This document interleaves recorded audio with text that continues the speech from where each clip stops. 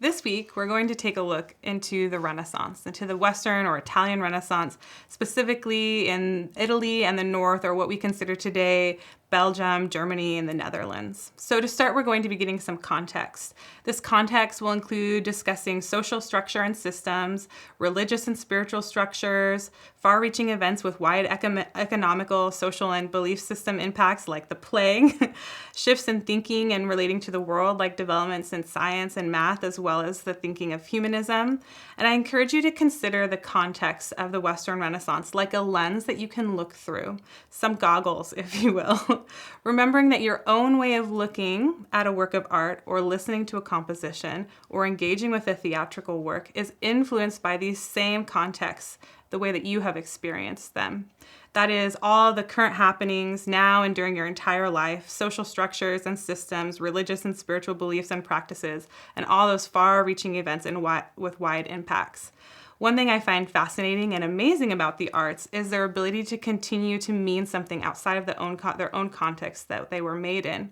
So potentially morphing and changing throughout time. And I guess what I'm talking about is the subjectivity in the arts. So there's this ability for you when you view a work of art, even if it's from the Renaissance, to think about that work of art with your own thoughts, with your own lens in mind, to absorb the process in a way that's unique to yourself. And you kind of put your own ideals and your own experiences, you reflect those onto the piece.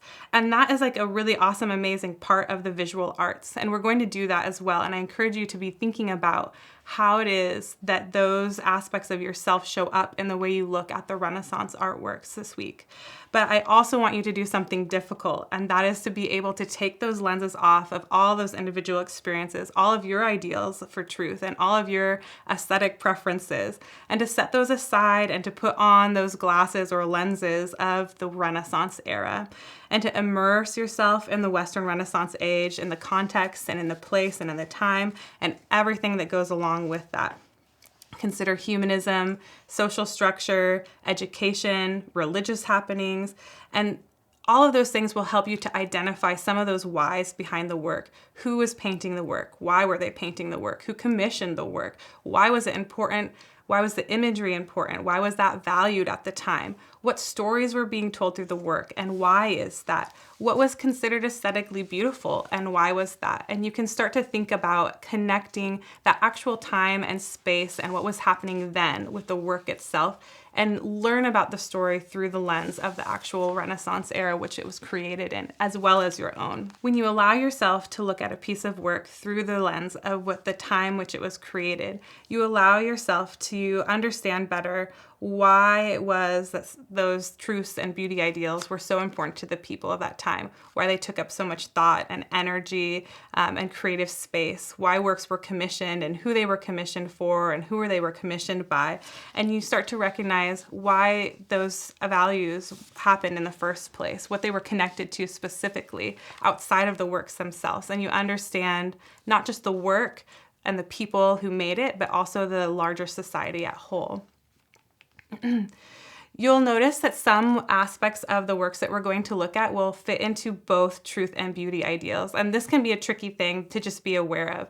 So when you're looking at a work, you might be able to notice that it makes sense that the work is very balanced and proportional because you've learned about that as being an ideal and being connected to humanist beliefs. But you also might realize that this importance and value in showing depth in a painting is not only connected to the truth ideals of the time in like the humanist thought, but also to the beauty aesthetic ideals of the time. And that's totally okay. Some things are intertwined, but by going in and asking all those questions and figuring out those connections, you start to better understand how truth might be one thing, beauty might be another thing, but sometimes they also influence one another. So just take note of that and be aware of that. Focus on taking notes on the time and culture of the Western Renaissance and try to place yourself within that context this week. Work to understand your own thoughts and reactions that are rooted in your contextual responses and be curious about them, but then also make sure that you take time to understand and place yourself in the actual Western Renaissance when you're engaging with the works as well.